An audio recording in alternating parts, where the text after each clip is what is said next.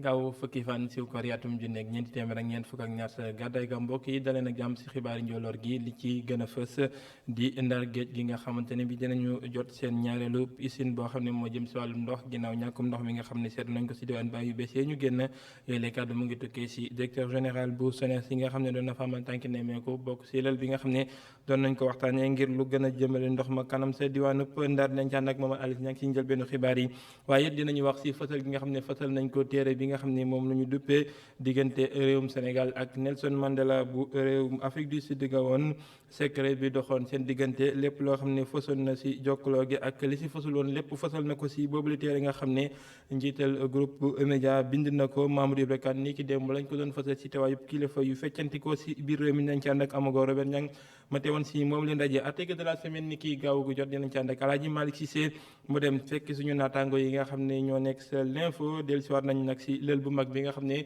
moom la ñu amal si diwaanu Paris lu jëm si wàllum koom ak luy bi ci comme diwaanu Afrique mel ni nag lëkkaloo gu yees moo dox diggante Afrique ak réewum France noonu la ñu loyalee yooyu lay xët nga xam ne bind nañ ko si boobu lay yëglekaay dinañ ci ànd ak Alaaji Malick Cissé jeexal ak li nga xam te ni bi nag loolu lay yëglekaay yi xëy fësal tey si gila gaaw dëppoo fukki fan si weeru koor yatum ji nekk ñeent téeméer ngeen fukk ak ñaar si gàddaay ga ànd see ki nga xam ne moo di asanto mbokk yi lii mooy li nga xam ne moo gën a fës si bii la jotaay nees kiis ñu def si faram fàcce.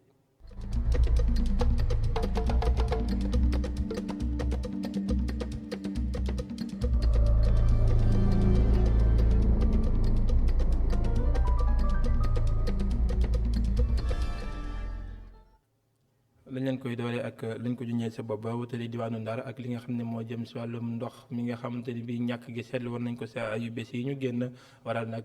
tànki nemmeeku yi nga xam ne directeur général bu SONES daan na ko fay amal yëgle na ne dinañ fa samp ab beneen usine bu yees di ñaareelu usine boo xamante ni bi dina mën a saafara jafe-jafe ndox mi nga xam ne seetlu nañ ko si boobu la diwaan ab lal la ñu amaloon nag si dëkk bu màggat boobu nga xam ne moo di Ndar lépp loo xamante ni bi jëm na si wàllum joyanti joxem ndox ma daan na jib si boobu leen ndaje nga xam ne fekk woon nañu ko Momar Alice Niang ak Mactar Seck. préfecture bu Ndar dalal na daje bu mag ñu jagleel ko nag naka la ñuy fexe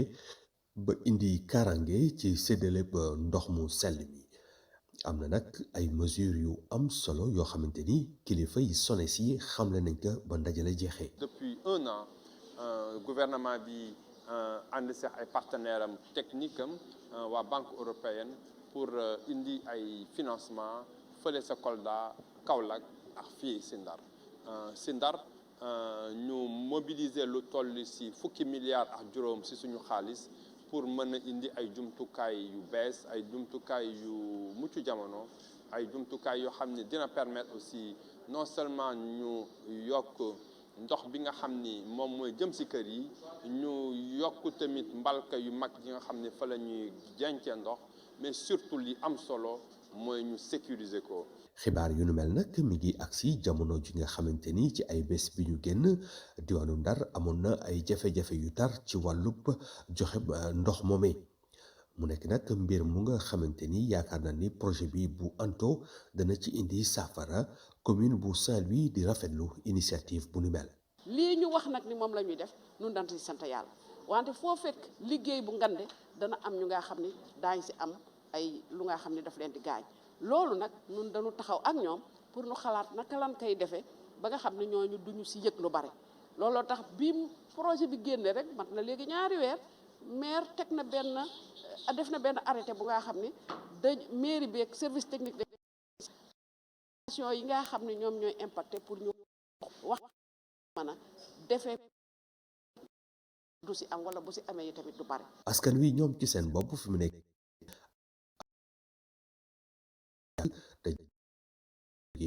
mbirum jafe-jafe ndox dana leen woon ginnaaw. loolee nekkoon ngir saafara jafe-jafem ndox mi ñuy jëfandikoo ndox mu bon mi nga xamante ni bi nag saa bu nekk day wal rawatina ci dëkk yu mel ni Sédhiou wala nag tànki nemeeku yi nga xam ne it directeur général bu ONAS amal na ko foofee ngir saytu li nga xam ne nag moo jëm ci tolluwaayu assainissement ba waaye tamit gën a mën a ci carte li nga xam ne moo di canal ya fa nekk ak yu ni mel su ko defee nawet bi nga xam ne moom la ñu dëkk mal suñu dëgganteeg moom daanaka ñaari weer rek dox ci lépp mën a ñoŋ ba li nga xam ne moo di poto yeeg ndox mu taama du fa bari docteur Abdoulaye Mbaye amal fa yooyu tànk nemeeku si boobu la dëkk nga xam ne moo di Sédhiou ñu fekk fa Ousmane Demba. meeku bi mu amal ca Sédhiou alkamisa gi njiitu ONAS wone na mbégteem lu jëm ci avancement liggéey canalisation bi nguur gi tàmbal. mën nañu wax ni rek projet bi nga xam ni président de la république jagleel na ko Sédhiou d'un montant de 2 milliards 200 travaux yi avancé na bu baax a baax 95% réalisé li ci des mooy ay portion. kii di docteur Ababacar Mbaye mi nga xam ne ñaax na entrepreneur yi fexe ba lépp mën a pare balaa nawet bi di ñëw gis na ni tamit ay jafe-jafe yi am nañ ci yeneen bërëb. Jules Kounda cimetière boobu pratiquement nekk na une contrainte pour ñu mën a finaliser portion bi nekk foofu ci canalisation parce que ay engins mënu fa dugg parce que am na ay tombeaux yu fa nekk li mu mën def mooy liggéey avec manuellement li des mooy 150 mètres yoo xam ni donc war na ko finaliser pour que ndox mi su ñëwee rek mu mën a déverser au niveau donc des rivières beneen bi mooy canalisation bi nga xam ne moo nekk fii nga taxaw nii mooy canal 10 fii aussi dafa laajte ñu continuer liggéey bi donc sur une portion donc de 150 mètres pour na ndox mi mën a dem ci utiliser. ngir dalal xel askan yi ci mbirum inondation ak tamit jafe-jafe yu faral di jànkonteel ci jamono yu nawet directeur bi di fàttali nguur gi jëloon na ay matuwaay yu bees. Sédhiou am na li ñuy wax plan directeur d'assainissement réalisé nañ ko depuis 2019 et horizon bi c'est 2040 dafa nekk loo xam ni benn document bu ñu xayma lépp loo xam ne ci mbirum assainissement ci biir Sédhiou proposé nañ ko système gestion ndoxu taw bi ak système gestion ndoxu kër yi li ñu des mooy xool naka la ñuy tuddee financement bi pour continuer cette première phase là. ñi di waa mairie bi rafetlu nañ bu baax taxawaay nguur gi ñoom tamit pare nañ di béy seen waar ba askan yi mën a jariñoo bu baax jumtukaay mi nga xam ne dina indi coppite ci xar kanam dëkk bi. Ousmane Demba ñu def ab tolluwaay si mbasum coronavirus ak li nga xam ne moo di xayma bis bi nga xam ne fësal na ci gaaw gi dëppoo ak ñaar fukki fan ak ñaar si weeru mai si junni ak juróom benn téeméer ak fanweer ak ñetti test yi nga xam ne def nañ ko fanweer ak juróom-ñeent ñoo si am yees mbasum coronavirus fukk ak ñett si ñoom xam nañ ñeneen ko wàll amul ku ko jëlee biti réew ak ñaar fukk ak juróom benn ñoo xam ne xamuñu fu ñu ko jëlee ñaar fukk ak juróom-ñeent ñooy jarag yi maanaam ñi nga xam ne wér nañ ci mbas mi juróom-ñaar ñu mu lottal ak kenn koo xam ne faat na ko niki démb kon jamono ji ñi si faju toll nañ ci junni ak juróom-ñeenti téeméer ak ñetti doomi aadama bi ñu doore ñàkk yëg léegi nag li si ñàkk toll na ci ñeenti téeméer ak fanweer ak juróom-ñaari junni ak juróom-ñaar téeméer ak juróom-ñeent fukk ak ñaari doomi aadama ñoo xam ne ñàkk nañu leen si réewum Sénégal ñu wax si wàllum njàng meeg njàngale mi ak li nga xam ne it moo jëm si wàllum cantine scolaire boo xam te ni bii samp nañ ko sa diwaanu Yène comme lycée bu Yène nag di mën a daal di jagleel ñi nga xam ne ñoo di ndongo ya fa ñuy mën a jàng waaye tamit di xewlu si biir l'école ba ginnaaw ab waañu mag boo xam ne samp nañ ko si diwaan ba nga xam ne moom mooy daal di jox commune bi yëpp lépp lu ñu soxla si wàllum jëfandiku loole nag ay koppar yu toll si fukki millions moom moo daal di taxawal boo walee waañ ñu dem ba fi nga xam ne moo di Yène ngir gën a am lu si leer ñu ànd seeg Babacar Seck. mën nga añee ci biir école yi ci commune bu Yène jëmmal nañu ko ak ubbite waañ bu mag bi nga xam ni fa la ñam yi di jógee waañ boobu dina tax ndongo yi nga xam ni ñu ngi jógee ci fukki gox yi nekk ci biir Yène am lekk gu mucc ayib mu mën leen may ñu def résultat yu baax ci l'école bi. xale yi bu ñu génnee war a taxawaalu wala di wut lu ñu lekk ñu jox leen ñu lekk parce que li ñu gis mooy xale bu fekkee mu ngi lekk bu baax bu xiifee am lu mu lekk. buy jàng xelam dana nekk si njàng mi te résultats yi wane nañ ne bu fekk xale bi muy lekk normalement résultats yu baax lay am. ngir wéyal liggéey bi jëm ci cantine scolaire yi commune bu Yène mu ngi tàllal loxo ñu nekk ci gox bi waaye it waajuru ndongo yi. taxawal nañu cantine bi cantine scolaire yi cuisine bi taxaw na waaye nag il faut que ñu def tout pour que mu wéy pour que mu continuer parce que ñi ñuy jàppale am na foo xam bu ñu fa yeggee mu di partenaire dañuy taxaw bu ñu taxawee nag pour que mu continuer il faut que ñun conseil municipal bi continue di si jàpp parents d'élèves yi jàpp si mais surtout ñi nga xam ne yàlla baaxee na leen ñu am as tuut léegi ñuy génn xaalis di ñu jàppale te déjà tàmbali nañ ko parce que tey rek bi ñu fi laa jóge am na ay nit ñoo xam ne nee nañ joxe nañu xaalis joxe ay chèques am na ñoo xam ne aussi dinañ joxe ay légumes wala ceeb loo xamante ne day continuer. waañ yu mag yooyu ñu teg jëmale ko ci daara yi bokk na ci programme bi nga xam ni conseil départemental bu Tëngéej fent na ko jëmale ko ci l'école yi loolu ñu ànd ceeg GRDR agence française bu développement ak SICODEV. jóge yéen wutali Saloum di commune bu Mbadakhoune ak commune bu Guinguinéo ñoom it daloo lu toll ci ay juróomi jëfandikukaay di ay infrastructure yoo xamante ne bii am na ci taxawaay yëpp jëriñ ñi nga xam ne mooy wàllum njaboot geek tout tànk di Ndeye Saly Diop Dieng li nga xam ne xayma nañ ko ci koppar nag ëpp na ñaar téeméeri million ak lu taftal ci njàppandalu waa PADAS ak ñi nga xamante ne bii ñoo di coopération italienne ñu dem ba Saloum fekk fa Adama Sarr ak Assou Mbaye. ab poste de santé ab école élémentaire ak lii di ab case des tout-petits moom nag la ñu amal fi nga xamee ne moo di ci Mbadakhoune ak Guinguinéo loolu la nag kuréel gi di PADES moom moo ko dal di amal lañ ci jublu nag moo di fexe daal boo jàppale ñi nga xamee ne seeni loxo jotul seeni ginnaaw. programme bi day tabax mais bu tabaxee ba pare da ci yokk équipement li mu ciy ut nag mooy fexe ba libérer potentialité jigéen ñi ñu mën a am ay def seen yeneen activités socio-économiques pour les permettre de sortir de cette situation de vulnérabilité loolu nag moom moo tax programme bi ñëw ci commune yi nga xam ne moom lañ tuddee suñuy commune prioritaire dans le département de Guinguinéo ñu am ci Mbadakhoune ak la commune de Guinguinéo. maire bu commune bu Mbadakhoune nag di rafetlu li ni mel moom nag mu jàpp ne askan wi lañ ko defal. mu mën a indil askan bi loolu dafa leer parce que askan bu am fu mu jàngee am fu mu fajo mais lu mu indi leer na nañ bon yeneen partenaires ñoo ngi mais PADES bi day accompagner aussi femmes yi ci seen i liggéey parce que dafa prévoir ay financement yu bari. je pense que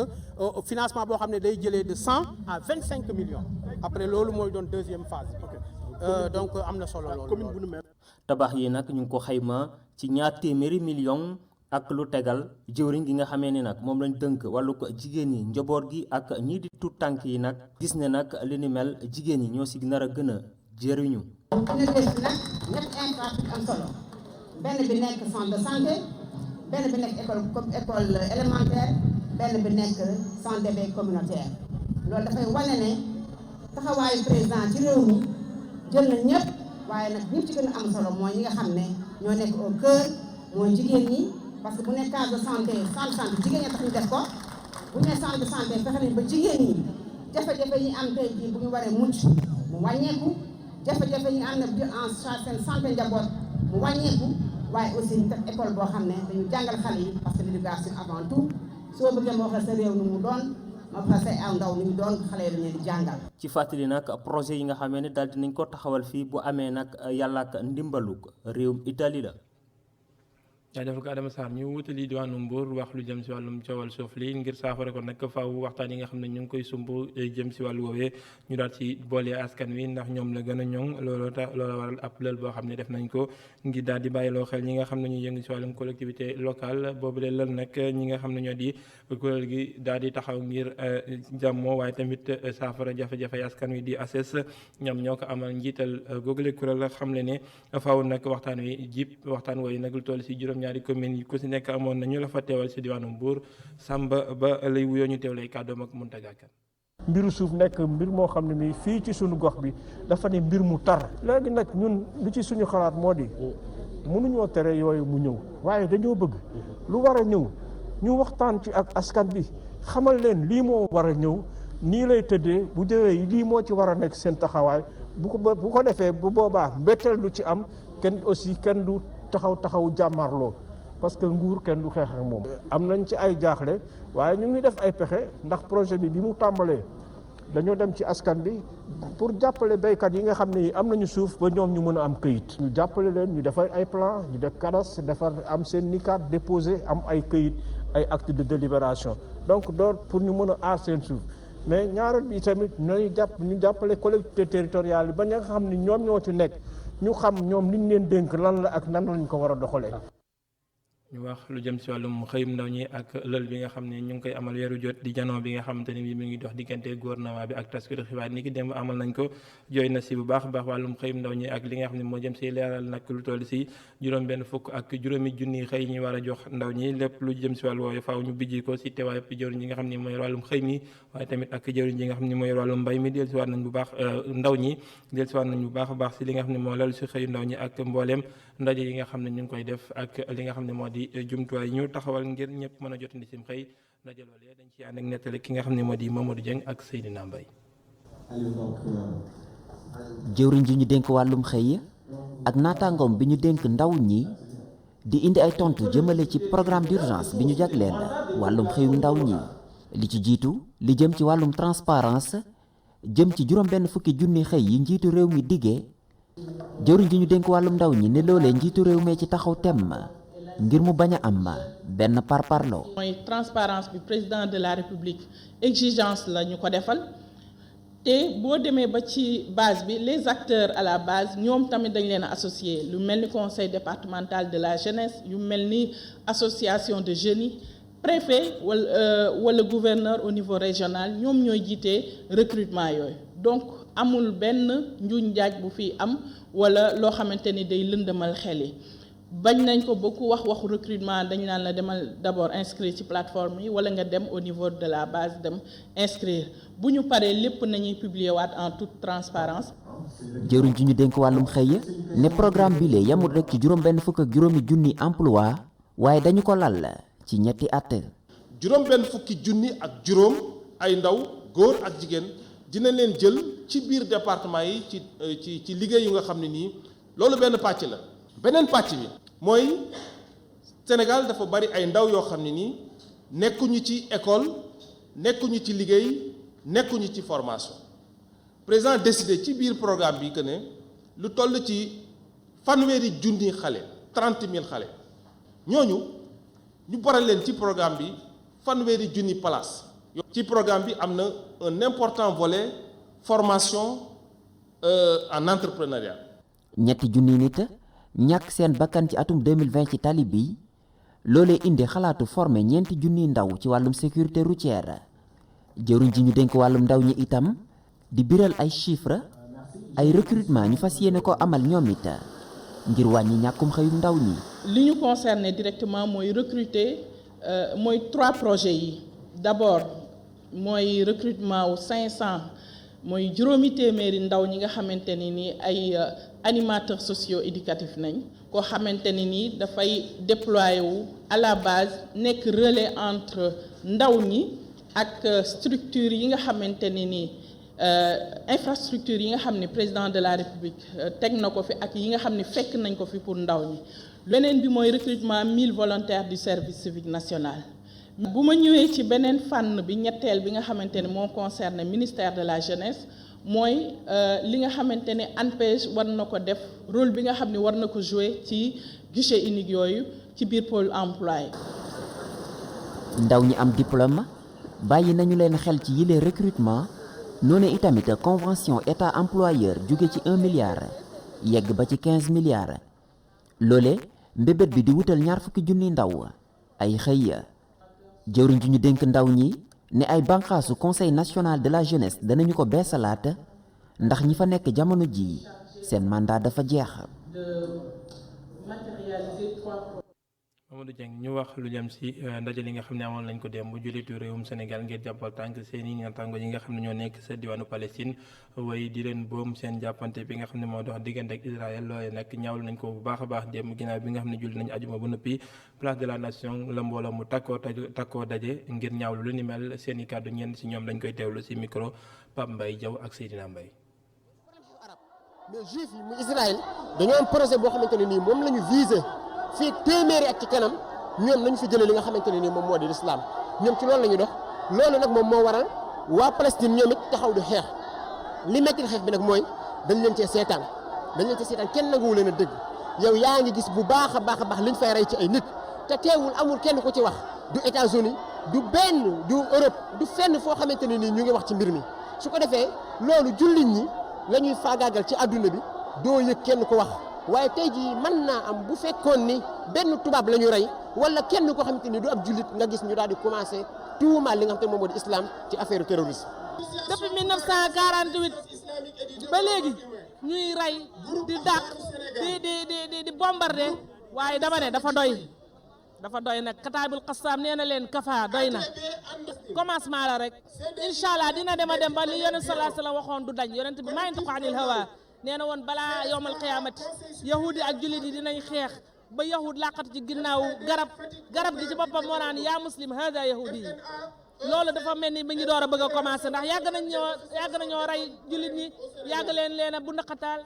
ñu yorewul ñooñu loolu lu dul ay lance-pierre tey nag bu ñu leen bombardé ñu bombardé leen. doon solution parce que si c'est de faux boobu noonu man dama gis ni que ni ñoom dañoo perte ñoom ak puissance yi nga xamante ne ñoom la ñu àndaloon dañoo perte ndaxte tey jii nii comme li nga gis fii Sénégal am na yeneen i dëkk ak yeneen i dëkk yoo xamante ne dañoo jóg ñoo xamante ne dëgg rek moo leen tax a jóg ñu ne déedéet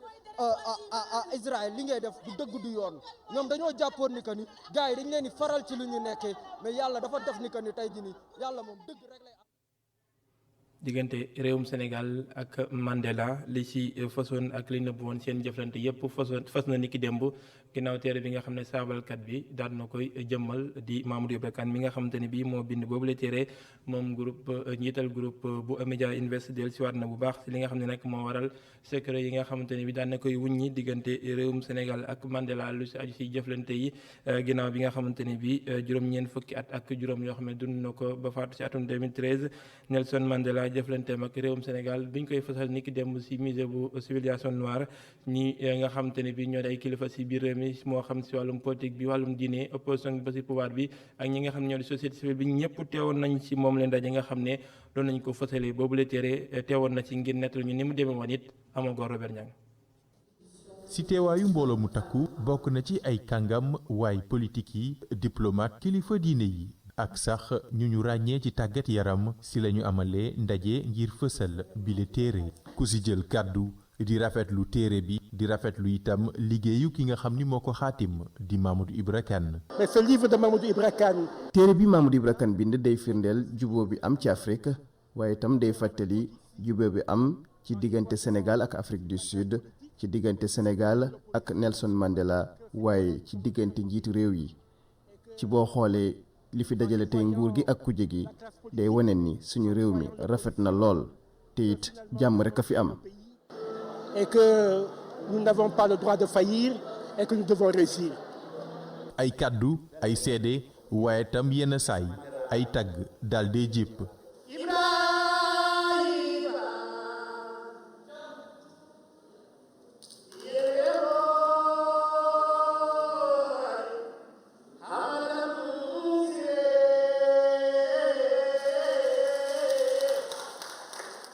Léopold Sédar Senghor Abdou Diouf Abdoulaye Wade Macky Sall daanaka Sénégal ak Madiba taarixu jokkalante bu yàgg la li ni mel ki nga xam ni moo di maître Aïssata Tall Sall di jëwrin bu ñu dénk wàllum bitim réew di ko fàttali. Petit pays, porte ouverte sur l'océan en Afrique de l'Ouest. dëkk bu ndaw ubbeeku ci géej gi ci Afrique sawdiane tax nit ñu ñuul yi ak nit yu weex yi Afrique du Sud mën a toog waxtaan. Rencontre sur cette terre. ndaxte loolee nekkoon na lu jafe. bu fekkee ni ñu weex ñooñee ñu jëmbal guur ga ñu ñuul ñi Nelson Mandela mënuñu woon déggoo wante nag Sénégal jëmbal na boobu lay déggoo. Condamnation perpétuelle à ne jamais se rencontrer pourtant le Sénégal l'a fait. lu weesu ki nga xam ni moo di nit ki di Mandela ay jokkalanteem ak réewum Sénégal Mamadou Ibra Kane mi xaatim bile téere di xam leen ni am na leneen. En plus. Question de justification, je n'ai pas seulement écrit sur Mandela. binduma rek ci Nelson Mandela waaye lëkkaloo bi doxoon ci diggante moom ak suñu réew ma bind ko ci français tekki ko ci anglais loolu yëpp nag day firndeel mbëggeel bi dox ci diggante Sénégal ak Nelson Mandela.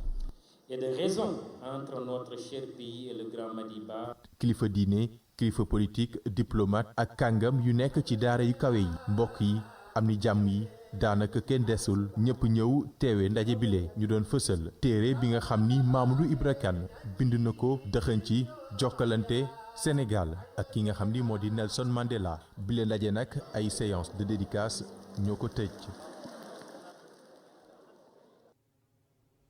Amagor Robert Niang fursa ci taalifkat bi xaatimkat bi ak saabalkat bi Mamadou Ibra Kane del siwaat nag ci diggante bi war a dox diggante ñi nga xam ne ñoo di woy politique yi moo xam ñu fari ci l'opposition bi société civile bi wala bon ñi nga xam ne ñoo di pouvoir bi ñu gën a mën a rataxal seen diggante ngir lu jëmale kanam askan wi waaye tamit lu daal di gën a ñoŋal ñi nga xam te ne bi ñooy dund ci biir réew mi déggoo ci ay poñ yu bëri mënta ñàkk Mamadou Ibra Kane ñu teew lay kàddoom ak Amagor Robert Niang. Saisissant cette opportunité, la présence de l'ensemble de la classe politique sénégalaise. man nag damay profito ci li nga xam ni moom moo leen dajale fii yéen ñëpp classe politique bi di wax ni nag jàpp naa ni lu mu yées am na lenn rek li nga xam ni moom moo war a tax yéen ñëpp ngeen bokk nday bokk baay muy nguur gi wala kujje gi. Pouvoir comme opposition, société civile. loolu itam dama koy wax ñi nga xam ni ñoom ñooy citoyens yi société civile bi ak ñëpp ñi nga xam ni dañuy yëngu ci wàllum caada li ñu war a boole moom mooy li nga xam ni moom mooy diplomatie sénégalaise bi wala sax dama naan sunu màggaayu réew ci àdduna bi dañoo war a def sunu kéemtalaay kàttan ngir fexe préserver loolee. Sois grand et reste grand. fasoon na ci xew-xewu ayu bés yi janoo bi nga xam ne mu ngi doon am diggante France ak ay réew Afrique sa sommet bu mag bi nga xam ne mu ngi doon am sa diwaanu Paris lu jëm nag si daal di bi jiwaat li nga xam ne moo di koomum réewum Afrique ginnaaw jafe-jafe yi nga xam ne mbas mi jur na ko ak bor yu métti yi nga xamante ne bi réew Afrique ñu ngi ko amal réew yu am doole yi bokkoon na ci kàddu yi nga xam ne yëkkati na ko nag njiitu réew mi président Macky Sall si woo ñaar fukki réew yi nga xamante ne bi am nañ li nga xam ne moo di mat wàccuwaay gu mag si wàllum koom ñu gën a mën a jàppale ñi nga xam ne ñoo di réew yu néew doole yi nekk si diwaanu Afrique wala nag ak saabal gu mag goo xam ne yëgalkaay bi nga xam ne moo di l'info daal na koy bind jàpp ne li nga xam ne moo fës foofee moo di jokkaloo gu yees dox na diggante réewu Afrique yi ak réewum France loolee la ñu fasal ci boobu lay xët nga xam ne moom moo waral looy wiñ ko daal di jagleel ci gaawu génn ki gaaw gu jot article de la semaine waxtaan wu yaatu dox diggante Alaaji Malick Cissé ak yëgalekaay bi nga xam ne ñoo di l'info ñu teewul boobu lay gëstu.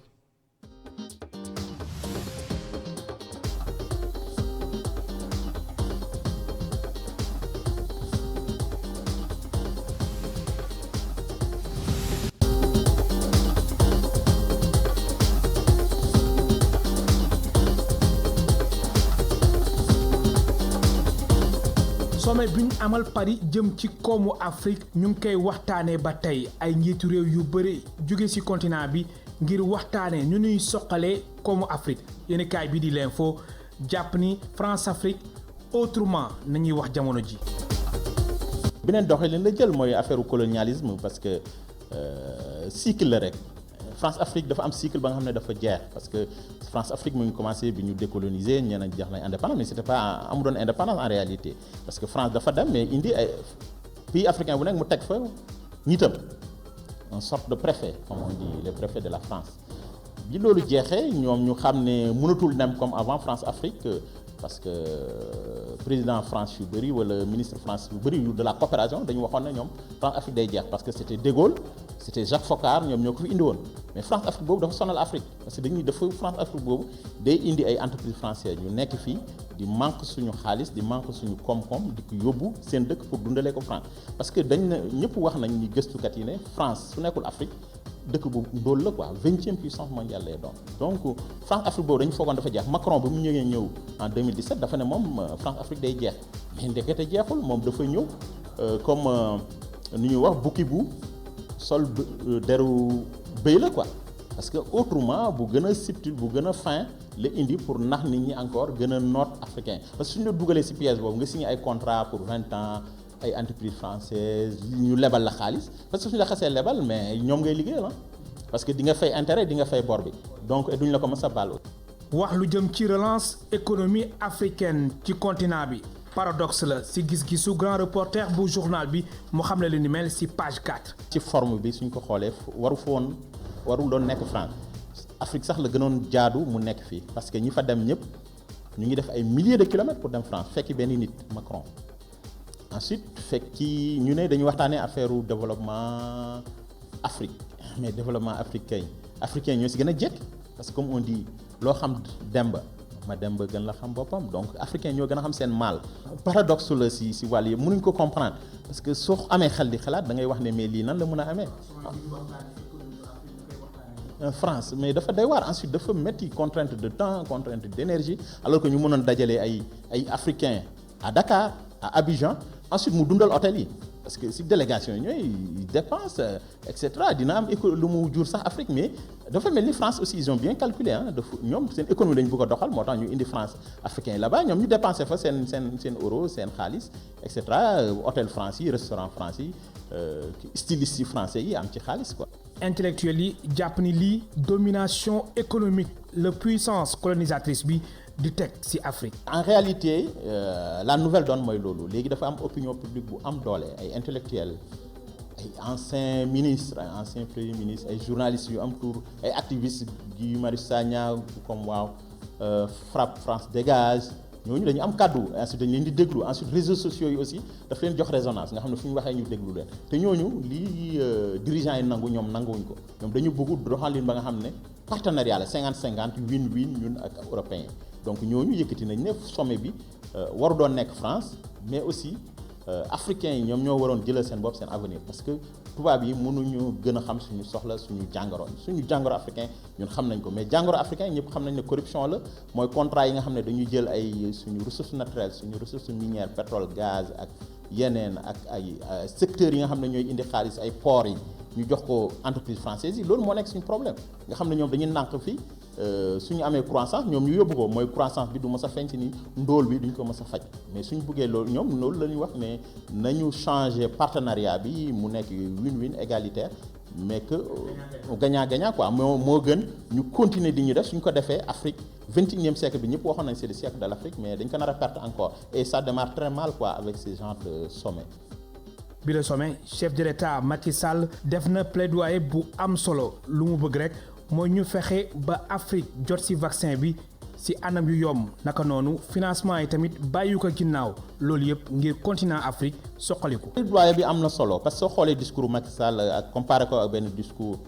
bu kii doon waxal Afrique presque muy Tshisekedi yi nga xam ne moo jiite RDC jiite Union africaine mais bu Macky Sall moo tane parce que Macky Sall dafa bëgg a woon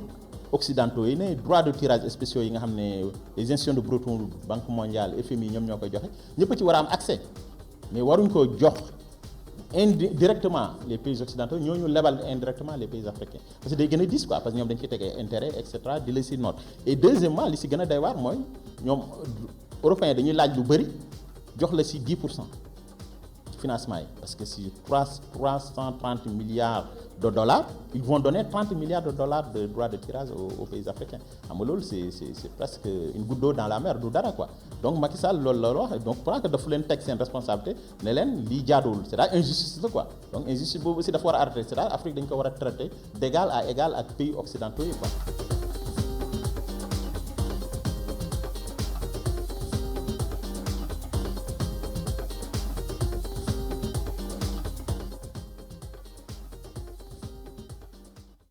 jaajëfal ko Alaaji Malick Sy Seck Moussa Fall ci image yi ñu daal di yegg ci xët bu mujj wi ci biir la yëglekaay li xët yi fase ci yëglekaay yi fasal tey di ñaar fukki fan ak ñaar ci weeru mai ci gaaw gi ñu ànd Seck Assane Top.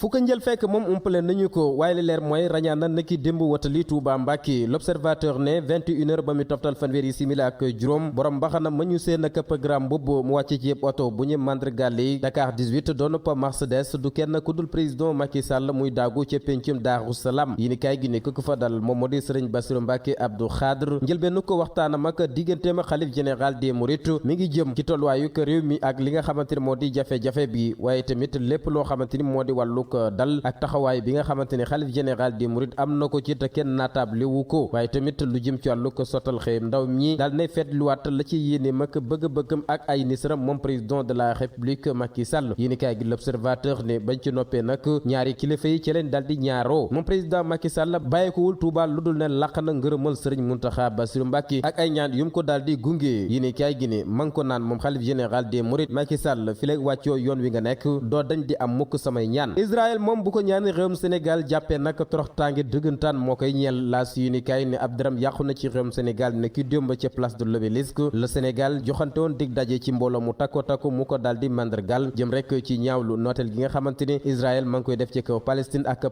pataar lu ko àdduna wërgal këpp rawatina réew yi nga xamante ne dañoo am doole yéeyuñ ci yàbbi ba néegi ni sili yi ni kaay gi di laas ne lu mu gàtt-gàtt ñeen fukk ci ay kuréel takkatoo doon benn waxandoo ci génn ko kàddu ne Israël nooteel ga muy def ci kaw Palestine naka daal di dakkal yi ni kaay gi ne lii nag dafa daal di toftalu ci communiqué bi nga xamante ne gouvernement bu Sénégal xaatimoon na ko waxu ci dara loo xamante ni lu ajam ngooñ la ni safara ca sambakab jigéenam fa la ñu jëm libération yi ni kaay ne Soham El Wardini soxna si song na góor di Aliou Ndoye la leen jotale nag mooy tabaxu pa marché bu Sandaga ak nañu joxlante wàllu ko liggéey yi loolee la Soham El Wardini ne moom maire bu Ndakaaru ne nañu ko daal di xoolaat daal di ko koy delloo te nag am na ci loo xamante ni moom waxam du ci sori benn yoon ndax it nag tabaxaatu ko marché Sandaga yoonu Dakar Plateau nekku ci ba jot na ko yeggee kuréel gi di ARMP ñoom nag amul lenn loo xamante ni ña ngi cay diis la ko tànqam lu dul ne xaateegum yëf yi demul fenn wane nañ ci la nga xamante ni moom moo di seenu ko tële man la wala bari pexe ngi rek yey askanu réewum Sénégal ak it nag seenu ko takkuteef le quotidien yi ni kaay ma nga xëy sotndiku ndaje gi gouvernement bi di amal ngi rek saawaanal lépp loo xamante ni da koy liggéey ak fam ci daal di toll nga woon démb ca aljuma ju bokkoon na ci la ci gënoon a fees gouvernement bi wàllu ko xëyum ndaw ñi ak rëddaatuk lenn na ci ay gox-goxaan kàdduy Barthélemy Diaz yu yéeni kaay gi di quotidien ne Omar Gueye wekki na ko gas ba mu xóot mu daal di suul ne nag ki nga xamante ni moom di Ibn Jean Paul Diaz la mu wax ca mairie Mbàkke la am daa mel ni yàlla ak yàllit ndax it nag amul fenn foo xamante ni ñu ngi ko koy teq ci wàllu ko taxe wala boog di ko xañ te loolee sax xel da ko nangul benn yoon lu jëm nag ci rëddaatu ko gox-goxaan yi lam ci andi ni ay lay moom jawdin gi nga xamante moom la ñu dénk loolee di Omar Gueye maire bu Sangalkam weesuwul ne ay njuumte yu amoon ci 2011 la ñuy jubantiwaat ci dekkalaat Nelson Mandela moo di Mamadou Ibra Kane njiitu groupe E-Media Invest acteur bu mu daal di xaatim siiwal ko naki démb di kat ci jëflante gu doxoon ci Madiba ak réewum Sénégal la ci doon ay mbóot waaye tamit ban jàngat lañ ci war a mën a def lépp aju ci wàllu ko cofeel ak ay ngëneel yi ni kaay gi di Sud Quotidien xëy àddu ci ne ab xew-xew bu mag la woon dayo ba nag kenn mënu kaa natt ngir mbooloo mu nga xamante ni bàyyi ko woon na fu nekk waaye tamit la ci gën a yéeme mu ne suwuloon a ràññee kan mooy kan ñëpp dañoo takkatoo doon benn mu doon ku jëkk politique ak nguur gi ba ci sax ñi nga xamante ni ay wàllu waaso lañu yi ni kaay gi ni Mamadou Ibra Kane xalimam gi mu yëkkati ngir rëdd ci dundinu ko Mandela ak Sénégal benn le waat na réewum teranga boobele dëkk di Sénégal ana kañ la ñuy toog rek duñ fi gis baa ñu dégg wàllu ko ñaaw teef yi ni kaay gi Les Échos toppandi faatuk Khady Badiane Diack mi ñu boomoon ci HLM Grand Louga yi ni kaay gi nekk ñu ne moo far bakkanam naka ab curam la woon mujj naa génn ci tekk-tekkaar la xam le ne moom moo ko daal di boom ginnaaw rek ba mu ko sàkku bañoon mu daal di siiwal jëf ju ñaawam joojee ndax it naka kii di Khady Badiane Diack am nekkaalem la woon te saa su nekk da ko doon bañ a jox boppam benn bis nag la ko daal di jekku rek yegg ci kawam ci la ko ndaw si takku ne danaa la weer siiwal la ba nga mel ni géej mu def ay pexem dal di koy faat